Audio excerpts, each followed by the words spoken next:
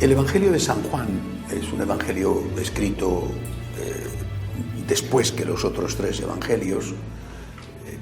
No se sabe exactamente el momento en que se escribió, se calcula aproximadamente, y esto, repito, no hay ninguna certeza, de que es en el entorno de los años 80. Para ese momento San Pedro, San Pablo han muerto, la mayor parte de los apóstoles también. El primer apóstol martirizado fue Santiago Cebedeo, Santiago el Mayor. Ya ha habido la persecución de Nerón, que ha causado tantas bajas, años 64 al 68, hasta que muere Nerón, se suicida antes de que le maten. Ha habido la sucesión de emperadores que vinieron a continuación, 4 emperadores asesinados uno tras otro en un año, ¿no? Bueno, es decir, el imperio está en un tumulto. Y San Juan, que según la tradición sufre martirio pero no muere, o sea, sufre tortura pero no llega a morir, San Juan tiene tiempo de meditar.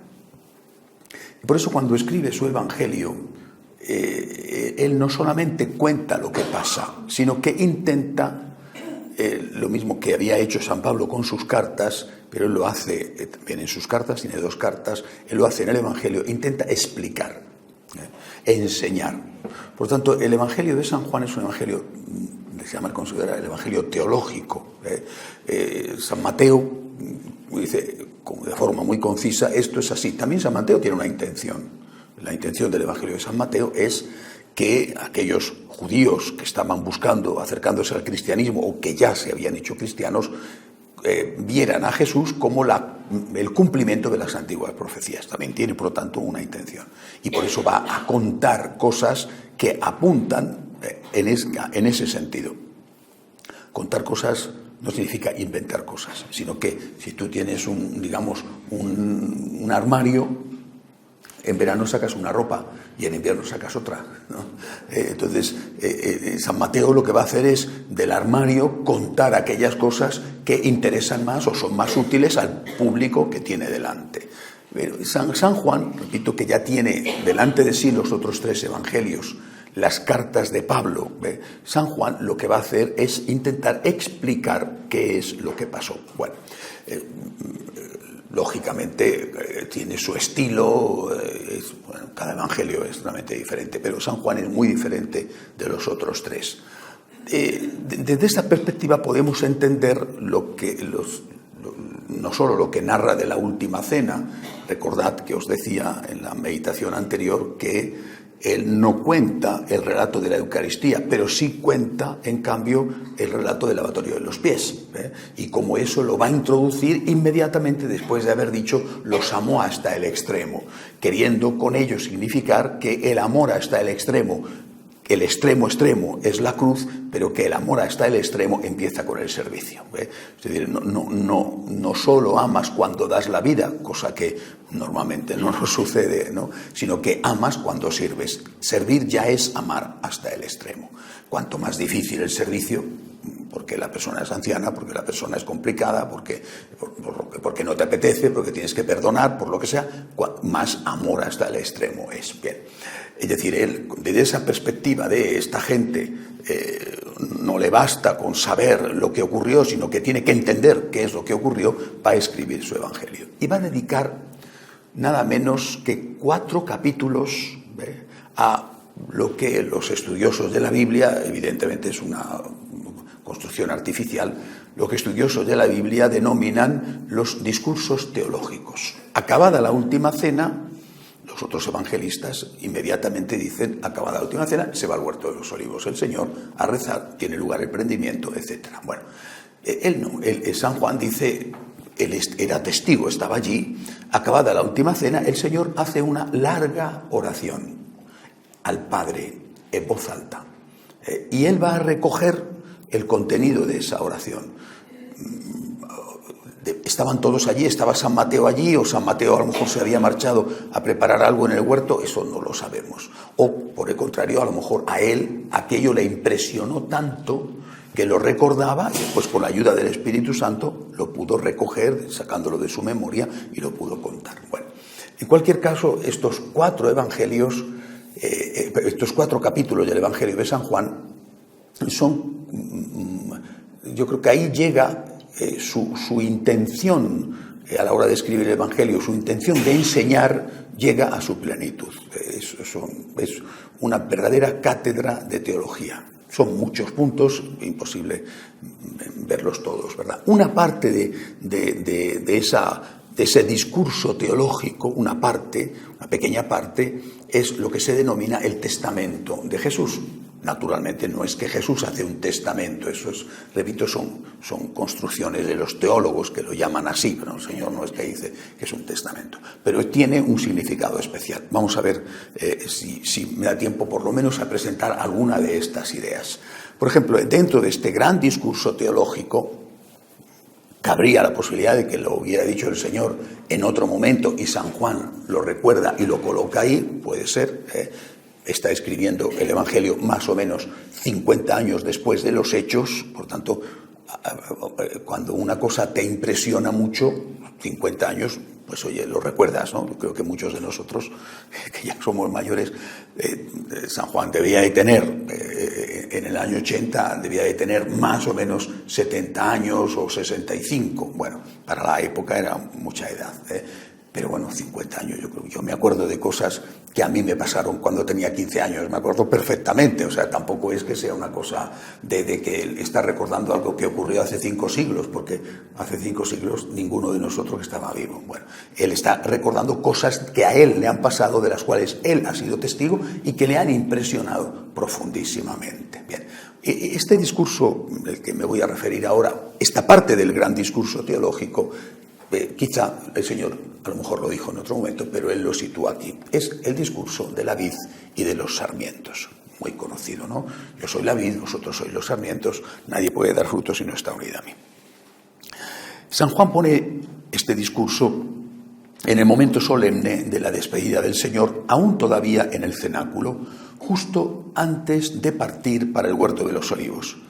Sin embargo, el capítulo anterior, como he dicho, el gran discurso teológico ocupa 4 capítulos del Evangelio, había terminado con la invitación apremiante de Jesús para salir ya hacia el destino final. En todo caso, el contexto en que está situado este fragmento es de despedida. Permaneced en mí y yo en vosotros, dice en un momento del discurso. Os he dicho esto para que mi gozo esté en vosotros y vuestro gozo sea colmado. Lo que pretende Cristo con esta comparación de la vid y los sarmientos es dejarles claro a sus apóstoles que sin la comunión con Él, que es Dios, no pueden dar los frutos que les ha pedido que den: la santidad personal y la misión evangelizadora. Esos son los 2 frutos que le pide. Tú tienes que trabajar para ser santo, ser perfectos como vuestro Padre Celestial es perfecto, y tienes que intentar que este mensaje lo conozcan los más posibles, porque es un mensaje de salvación, bueno para la persona que lo conoce. Pero esto está por encima de vuestras fuerzas. Si no hay unión con Cristo, esto es imposible, tanto la santidad como la misión evangelizadora. Por mucho que se esfuercen, sin la ayuda de la gracia de Dios, ni ellos ni nadie pueden hacer el bien y rechazar el mal. Esta es una doctrina esencial de la Iglesia que conviene recordar. Pero ¿en qué consiste esta unión con Cristo? Jesús utiliza un ejemplo muy gráfico y fácil de entender. El sarmiento, la rama de la vid, no produce la savia, que es producida en la raíz y le es comunicada desde la raíz. Es verdad que esa savia es purificada cuando llega a las hojas, lo que llamamos en bioquímica, ¿verdad?, la función clorofílica, ¿verdad? Pero no se produce en las hojas la savia. En el sarmiento, también es cierto, es donde da el fruto, los racimos, pero es en la raíz donde se genera. Este es un ejemplo que, desde luego, aquellos hombres y mujeres, en este caso los apóstoles, eran de un país de viñas, un país de olivos, bueno, lo entendían perfectamente, ¿no? A lo mejor un hombre del norte que nunca había visto una vid, pues no sabía lo que era una vid, ¿no? Un hombre de África no sabía lo que era una vid, pero los campesinos del mundo judío entendían perfectamente de qué estaba hablando el Señor. La enseñanza es clara, por lo tanto, sin la comunión con Cristo, sus seguidores terminan por perder el líquido vivificante que tenían en el momento en que fueron separados del tronco y no tardan en marchitarse y morir. Son como las flores cortadas, que aguantan durante un tiempo llenas de belleza, pero que más pronto o más tarde se mueren. Una flor cortada, incluso las que más aguantan, que son seguramente las orquídeas, una flor cortada es un cadáver. Bello, bonito, pero es un cadáver, está muerta ya, ¿no? Aguanta un tiempo, pues le puedes poner, qué sé yo, una aspirina en el agua para que aguanta un tiempo, ya está, es un cadáver, está muerta, ¿no? Está separada de su raíz, separada de su planta. Bueno, pero durante un tiempo parece que está viva, ¿no? Ves el precioso jarrón de flores y dices, wow, qué belleza, ¿no? Bueno, al cabo de pocos días, en función del clima, ¿no? Por ejemplo, aquello está ya agostado, se ha acabado, ¿verdad? Durante un tiempo aguanta. Es exactamente igual lo que nos pasa a nosotros. Y por eso el Señor pone este ejemplo tan gráfico. Durante un tiempo tú puedes parecer lo que sea, puedes parecer generoso, puedes parecer incluso a lo mejor evangelizador, misionero, puedes parecer enamorado, ¿no? Pero después poco a poco, ¿no? Eso se va debilitando, te vas volviendo tibio, ya no tienes el mismo ímpetu, ya no tienes la misma fuerza, estás cansado, en un lenguaje más corriente, en una pareja, es que ya no siento nada, ¿no? Ya no siento nada. No entro ahora a ver caso por caso dónde está la causa, porque seguramente serán causas distintas según los casos. Pero ahí en el fondo hay algo, en el sentido de que hay algo que podamos decir que hay un común denominador, que indica que en un momento dado se rompió la comunicación entre el sarmiento y la vid, entre la bella flor y la planta que la generó. Se rompió la comunicación. Durante un tiempo parecía que quedaba todo igual. Y sin embargo, luego poco a poco, vino a menos. Yo veo, por ejemplo, las iglesias protestantes. Las iglesias protestantes que se llaman históricas, así es como se las denomina. Es decir, aquellas que fueron las primeras iglesias protestantes. Pues luteranos, calvinistas y después los anglicanos. En algunos países tienen nombres distintos. Los calvinistas, por ejemplo, se llaman presbiterianos en Estados Unidos. Los anglicanos se llaman episcopalianos en Estados Unidos. Pues son las tres grandes iglesias protestantes históricas. Hay alguna más, menores. Durante un tiempo, seguramente Enrique VIII, después de cortar y destripar, por ejemplo, los cartujos los destripó, porque se negaron a renunciar a ser católicos. Después de eso se impuso, sin grandes dificultades, se impuso como cabeza de la Iglesia. Y fue muy astuto, y él apenas introdujo cambios. Fue su hija Isabel I la que ya protestantiza la Iglesia de Inglaterra. Bueno, aparentemente todo iba bien, ¿no? Va pasando el tiempo y tú te das cuenta de que eso va a menos. Es decir, durante un tiempo el sarmiento parece vivo, la flor parece viva, pero bueno, una flor es una cosa muy frágil, ¿no? Una iglesia tiene un patrimonio espiritual que le hace resistir más tiempo. A veces se destruye más rápidamente, pero me acuerdo hace muchos años, yo era un joven sacerdote, la primera vez que yo fui a Nueva York para intentar estudiar inglés. En fin, eso es algo que Dios no me ha dotado para estas cosas de los idiomas, sobre todo idiomas tan complicados, ¿verdad? Donde tú lees una cosa y la pronuncias, y ahí en ese idioma tú lees una cosa y lo pronuncias al revés. Entonces es una cosa que te choca mucho, ¿no? Para nosotros que somos muy simples, ¿no? Bueno, pues la primera vez que fui a visitar St. John the Divine, ¿no? San Juan el Divino, es la catedral episcopaliana, está en el oeste de Manhattan. Bueno, y para mi sorpresa, dentro de la catedral, un cafetería, dentro del templo, dentro, no en el atrio, una cosa, no, dentro de la iglesia, cafetería. Y entonces con las grandes fotos de eventos, porque hacían representaciones de circo, un elefante, payasos, saltibanquis, para atraer a la gente. Y hablo de esto que yo era un jovencísimo sacerdote, antes de empezar con los franciscanos de María. Pero es que he visto que en la catedral de Rochester, en Inglaterra, ahora han puesto un minigolf. Y están las fotos del minigolf dentro de la catedral de Rochester, en Inglaterra. Un bello, bellísimo templo gótico de la época en que eran católicos. Bueno, y ahora tienen golf. ¿Por qué? Porque como no va la gente, pues piensan que así va alguien, y que a lo mejor poniendo golf, pues alguno va a fijarse en una vidriera y va a decir, esto me emociona, y va a empezar a ir a la liturgia.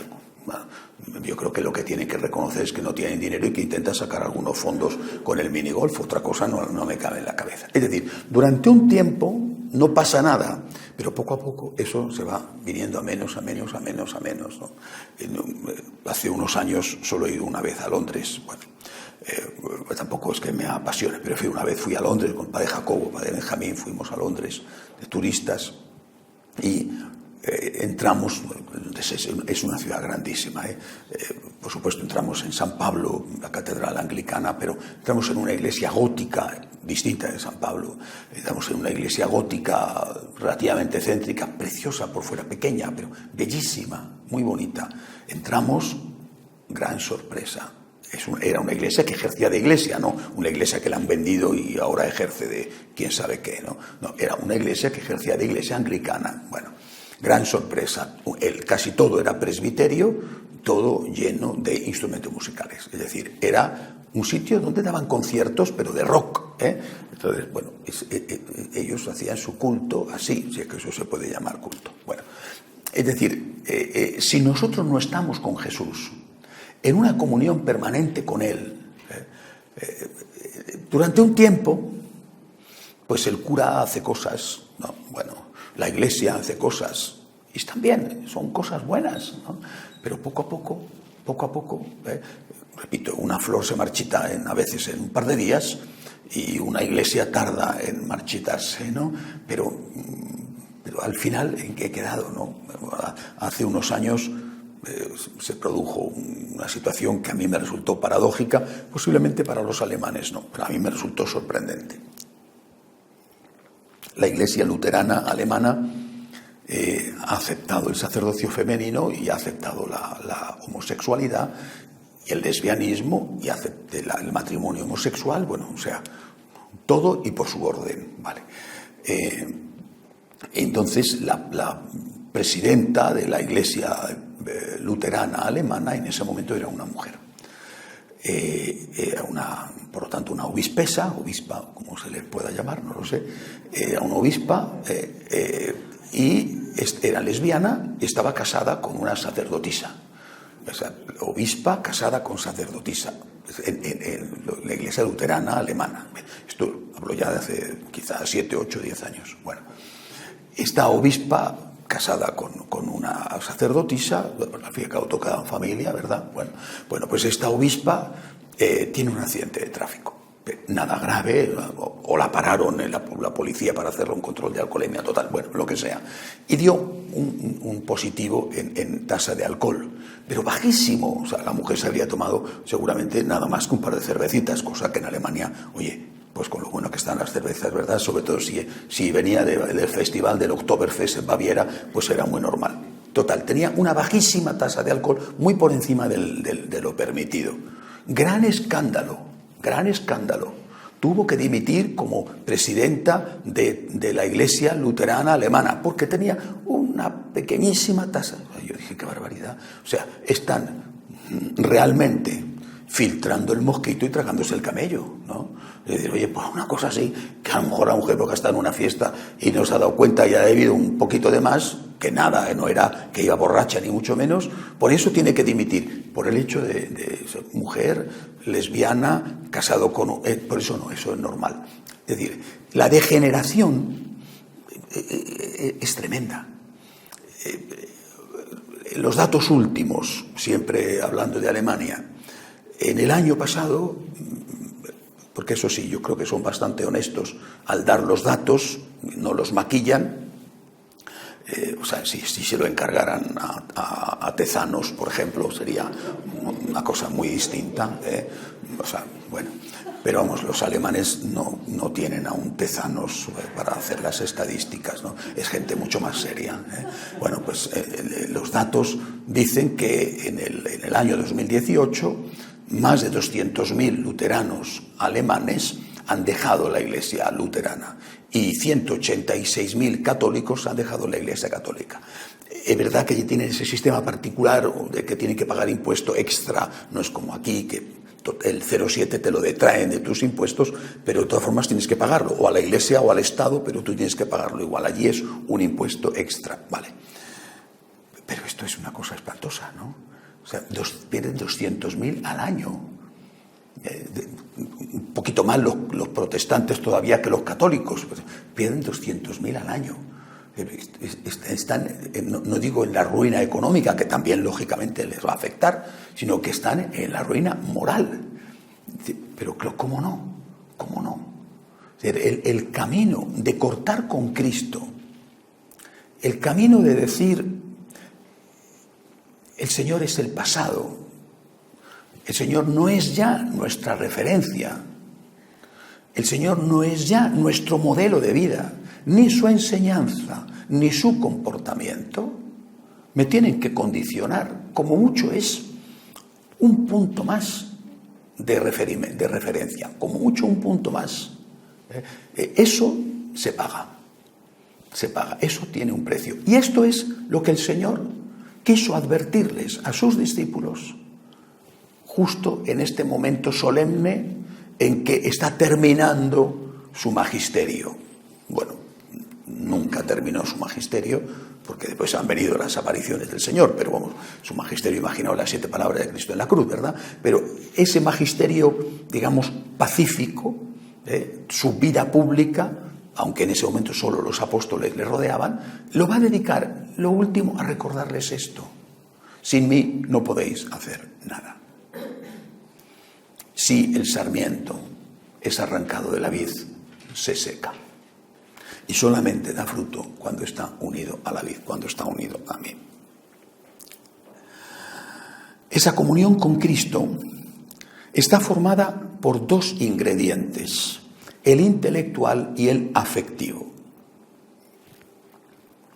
Dado que Cristo es una persona, y nosotros también, la comunión se lleva a cabo del mismo modo que la relación entre 2 personas, con la salvedad de que en este caso una de ellas, Cristo, es una persona divina.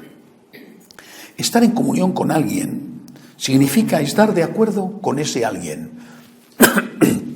Comulgar para nosotros es un sinónimo de recibir la Sagrada Eucaristía, ¿verdad? Pero también en el lenguaje vulgar decimos a veces, comulgo con esta persona en tal cosa, ¿no? Como sinónimo de decir, estoy de acuerdo con esta persona en tal cosa. Comulgo contigo en que, lo que sea, ¿no? Bueno, en que el Real Madrid es el mejor equipo de fútbol del mundo, por ejemplo, ¿no? Comulgo contigo en esto, vale. En cambio, no comulgo contigo en que lo que sea, ¿verdad? Es una forma de hablar, ¿no? Empleamos ese verbo de comulgar en decir que estamos de acuerdo con una persona. Bueno, por lo tanto, estar en comunión con Cristo significa aceptar las enseñanzas de Cristo. Además de eso, estar en comunión con alguien significa estar de acuerdo con ese alguien y además estar en buenas relaciones con él. Esas buenas relaciones pueden ser más o menos intensas. Yo estoy en una buena relación con una persona, pero no es la misma relación que tengo con otra persona con la cual también estoy en buena relación.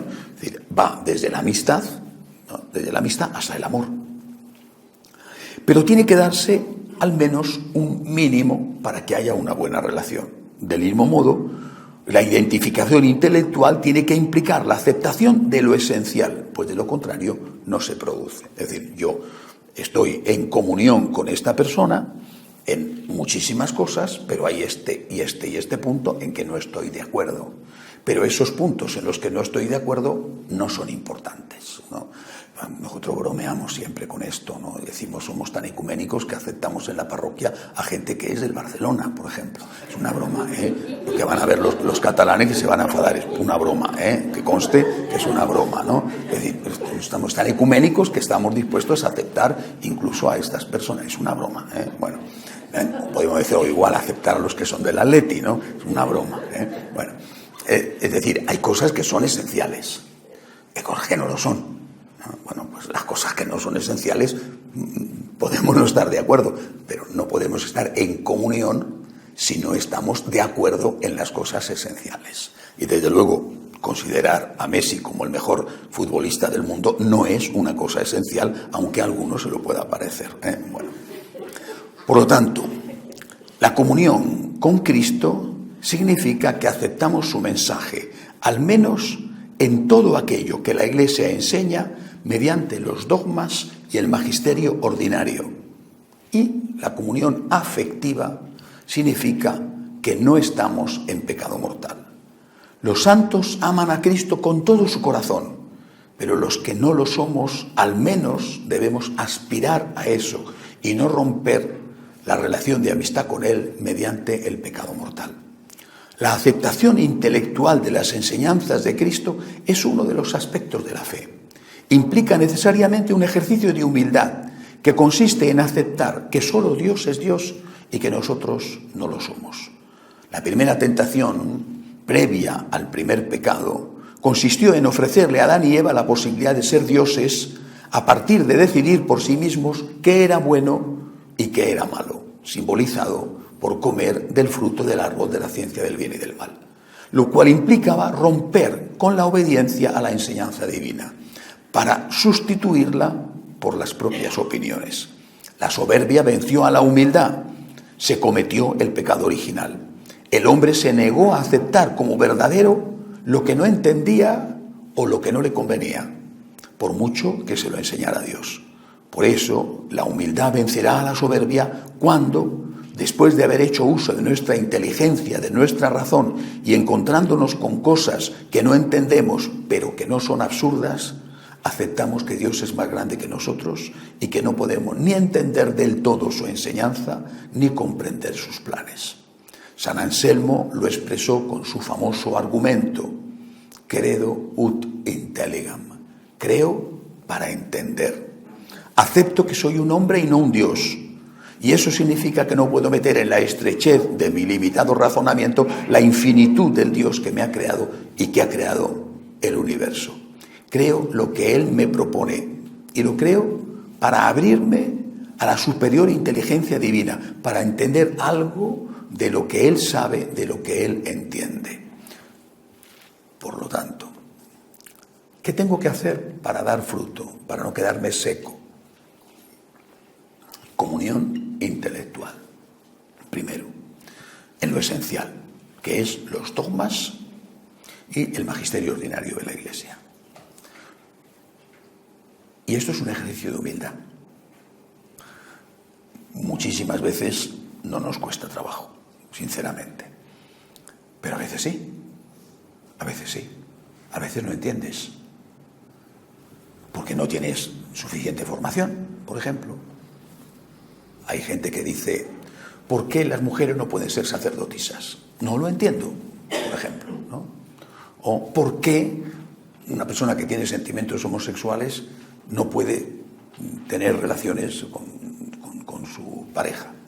¿O por qué esta persona que se equivocó con su matrimonio, etcétera, y que no le han dado la nulidad, que muchas veces ni le han pedido, no puede rehacer su vida con otra persona? Por poner 3 ejemplos, ¿no? Y así podemos poner más, ¿eh?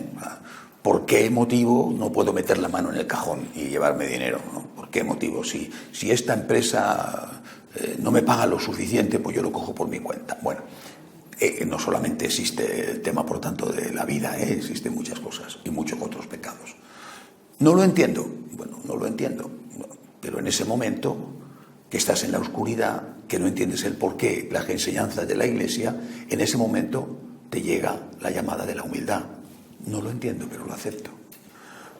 A veces cuando tratas con adolescentes, el final de la adolescencia, el principio de la juventud, bueno, aunque ya la cosa cada vez es más baja en cuanto al tiempo, ¿por qué no puedo tener relaciones con este chico que me gusta o con esta chica que me gusta?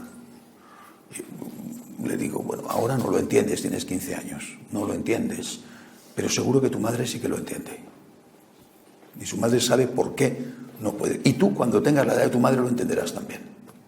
Lo entenderás también. Es decir, hay un momento en que tú eres parte implicada y nadie puede ser juez y parte a la vez.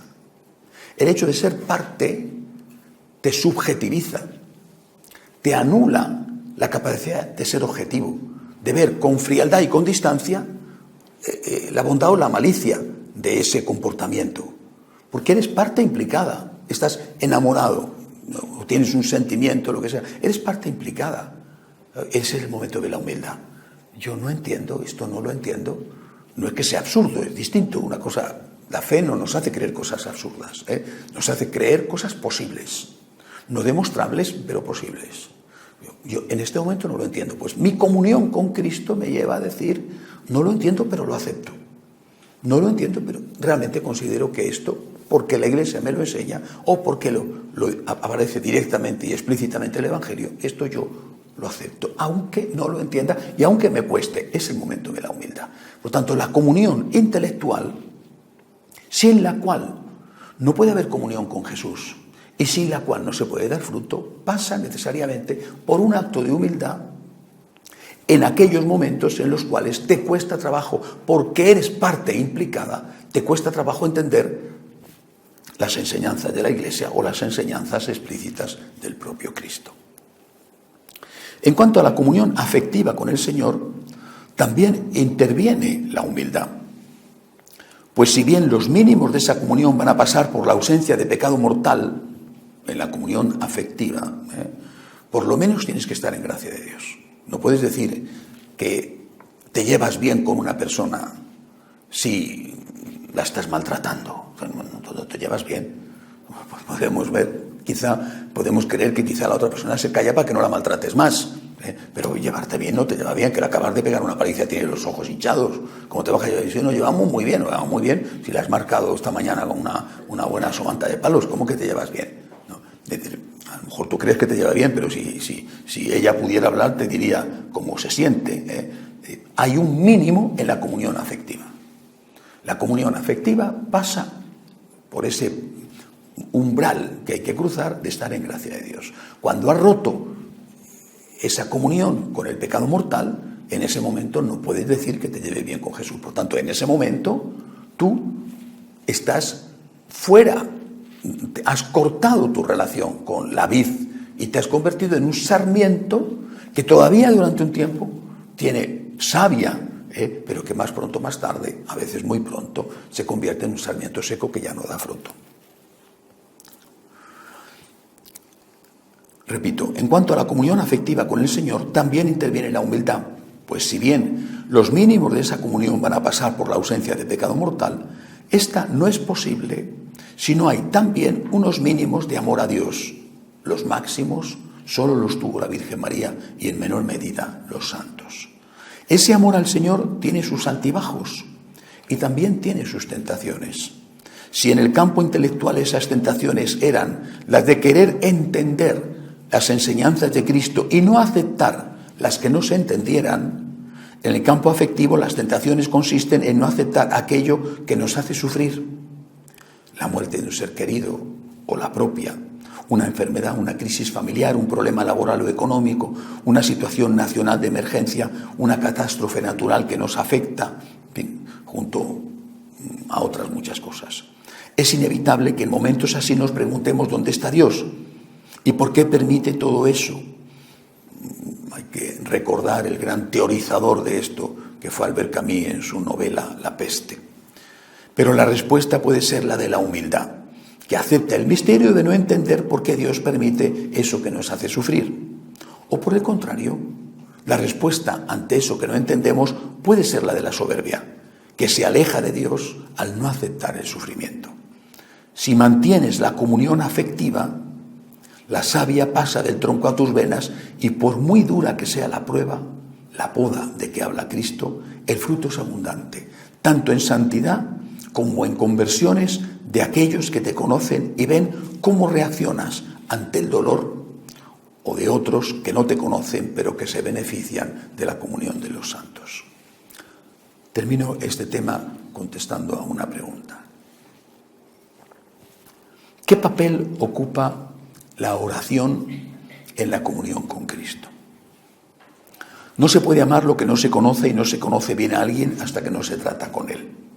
Por eso, para poder creer en lo que Cristo nos enseña y aceptar lo que no entendemos, pero que afecta nuestra vida, lo que nos hace sufrir, es imprescindible tener con el Señor una relación de amistad y de confianza.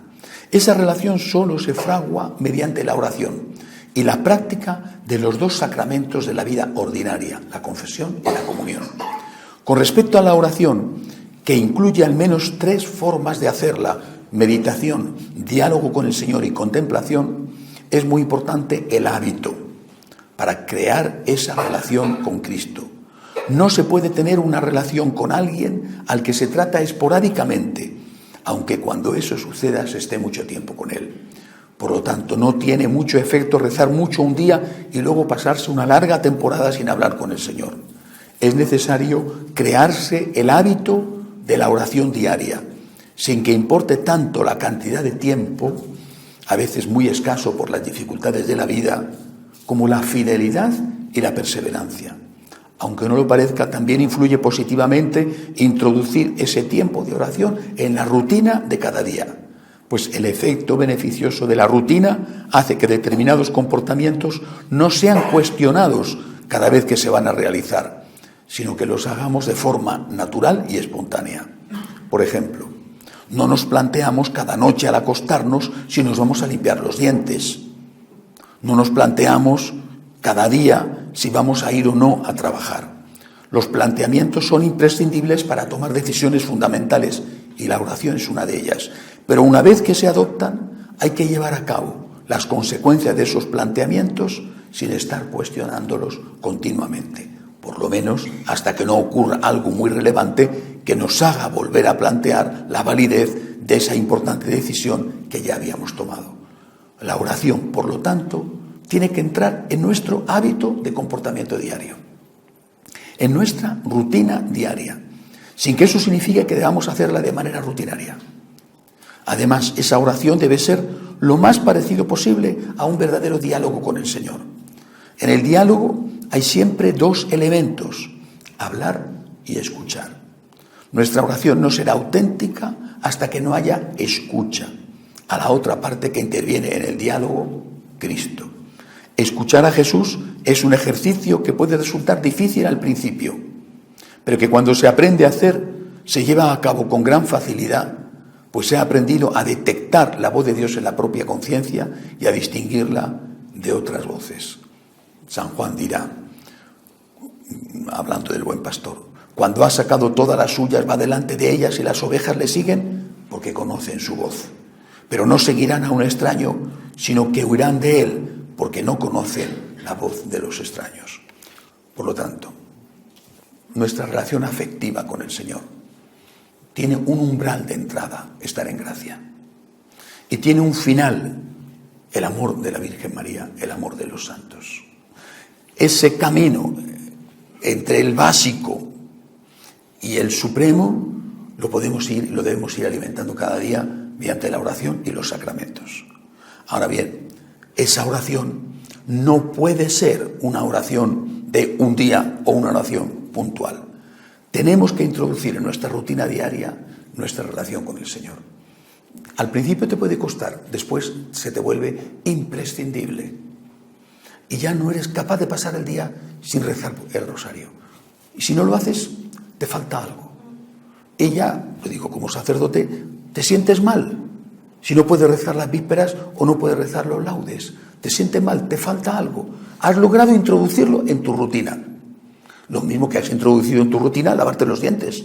No te planteas todas las noches como una opción fundamental. Hoy me lavo o no me lavo los dientes. A ver, y paso un rato pensando qué hago, qué no hago. No. Es lo normal. Te vas a acostar, te lavas los dientes, ya está. Pues te vas a acostar, te lavas los dientes, haces sus oraciones. Lo has introducido en tu rutina. Es decir, tu relación con el Señor se alimenta todos los días y eso hace y permite que crezca esa relación con el Señor. Lo mismo la misa diaria. No es igual, lógicamente, porque la misa no depende de ti. La oración personal sí. Pero en la medida en que puedes, tienes tu rutina de misa. ¡Qué bien! Ya entro en eso, ¿no? Es para mí algo esencial. Y si un día no lo puedo hacer, noto que me falta algo. Oye, cosas muchísimo menos importantes se convierten en esenciales. A mí personalmente, por ejemplo, cuando no descanso un poco después de comer, sí que noto que me falta algo. Y no tiene nada que ver la siesta con la Eucaristía. No hay comparación posible. Introduces en tu rutina unos elementos. En este caso, ese elemento esencial que es la oración y los sacramentos, igual por ejemplo la confesión, una vez al mes la confesión, y si no lo haces, notas que te falta algo, no te falta que hayas cometido pecados mortales. Lo has introducido en tu rutina y hace que el sarmiento esté unido a la vid. Y entonces que ese sarmiento está fresco, está vivo, disfruta de la vida y es capaz de afrontar los problemas que le caen encima, las heladas o las sequías, y es capaz también de dar fruto. Hacemos un momento de oración en silencio.